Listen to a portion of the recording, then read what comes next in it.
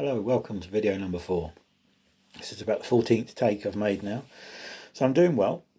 Hope everybody is staying well, staying safe, and not getting too stir crazy so far.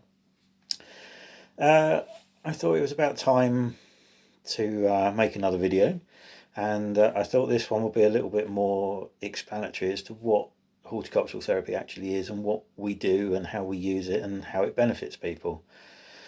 So until I went to work or volunteer at Headley Court a number of years ago, I'd never heard of horticultural therapy. And to be honest, I don't think many people had at that time. It wasn't as popular and common as it has now become. And in fact, with the situation we're in now, obviously everybody is realising the merits and the benefits of gardening, and I think we're kind of all using horticultural therapy without actually realising it. But in reality, horticultural therapy actually can trace its roots back to sort of 2,000 years before Christ. There is evidence of sort of pleasure gardens and areas in which physicians would get people to go and walk and feel better. And also in the Middle Ages, monastery gardens, again, were used for that same sort of purpose. So horticultural therapy has always been there. It's just not always had a name, it's not always had a title. So what is horticultural therapy? That's a good question. It is basically the use of plants and gardening activities by a trained professional to meet specific therapeutic goals. And that sounds a little bit long-winded, but actually if you break it down, it's using plants or gardening to make somebody feel better, to address a specific need that they might have. So you're kind of matching a task to suit the problem that you're trying to help somebody with.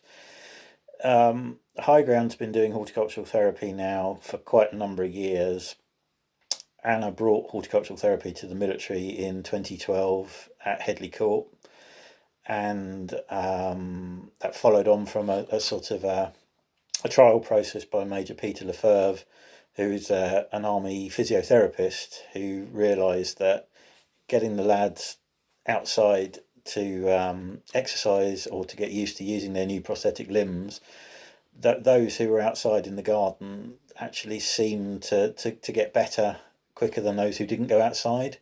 So to that end, the original test track garden at Headley Court was built, which was basically from a landscaper's perspective, an absolute nightmare of a garden, because there was all sorts of uneven paving and wonky paths and different surfaces for guys to walk on so they could get used to the real world again. But surrounded all these wonky paths were beds and flowers and plants, and that was where I think Major Pete began to realise that probably there was something in this. So at the time there were 2 dilapidated greenhouses at Headley Court, which eventually got brought back into use. And to cut a very long story short, Carol Sales was the original horticultural therapist at Headley Court, and Carol helped pioneer the 3-year pilot at Headley Court, which proved successful to the point that when the military moved to Stamford Hall, we moved with them.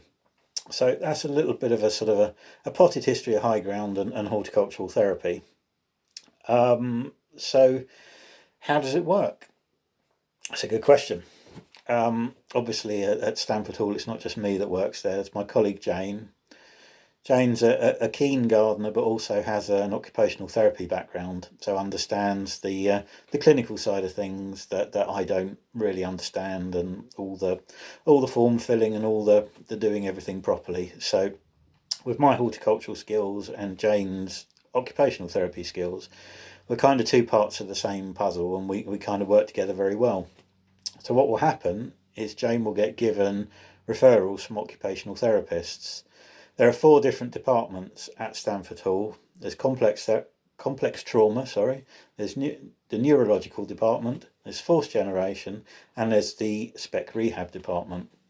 All of these 4 departments work on very different rehabilitation goals within the unit, and obviously have their own set of patients who need specific rehab goals being met. So with that in mind, Jane will be given a referral form from the occupational therapist of that department, which will list all the different bits and pieces about the patient that's being referred to us, a little bit of a potted history, maybe how their injury occurred. And it's worth noting, I think a lot of people think all our patients are battle injuries. They're not. We work with all sorts of different problems and different conditions. The military are just like civilians. They have accidents, they fall off motorbikes, they fall down mountains, they do silly things skiing. They do seem to do it in a bit more spectacular fashion than civilians, but nevertheless, any injury or illness that is accrued during military service will be treated at Stamford Hall. So we also have stroke patients and all sorts of, you name it, we work with them. So just to get it clear, it's not just all battle injuries. Yes, we do still work with quite a lot of the guys from Afghan and Iraq, and yes, we are still working with amputees and all the rest of it. But so Jane will be given the referral form, and our job is then to basically find a horticultural task that will meet the rehab goal that the patient is needing, which actually is quite simple. It requires a little bit of thought. You may have remembered recently I posted up the HighGround year planner, which details all of the different horticultural activities, the seasonality of them, and how they could benefit people. Obviously, the principal reason for somebody coming to us is to work on their principal problem. So if somebody's got a bad hand, that's what we will work on. As a byproduct of actually being outside, being in the environment, we've tried to create an informal environment around the Stamford Hall greenhouse, but informal but effective, I think, is probably the way to put it. So just by being outside, it's actually making people feel better anyway. It has been kind of coined that horticultural therapy is therapy through stealth.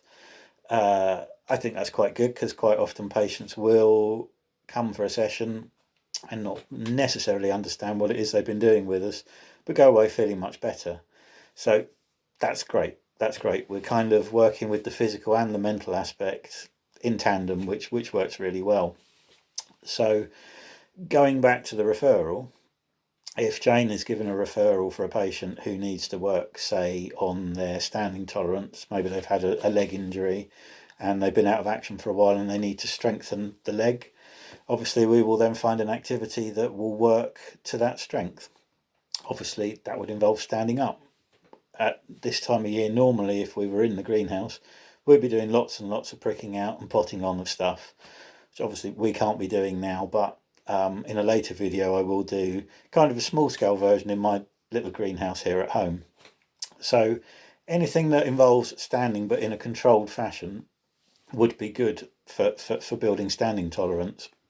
Obviously we have perching stools to hand should anybody need to rest and pace themselves, but it is basically as simple as that.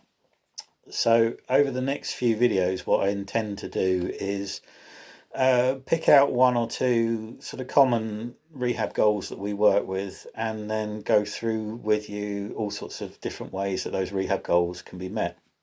Obviously if anybody's watching this video and you've got any ailments yourself, anything you'd like some suggestions on as to how you could get out in the garden and not just garden but do yourself some good at the same time, please get in touch with me and we will work on them as well.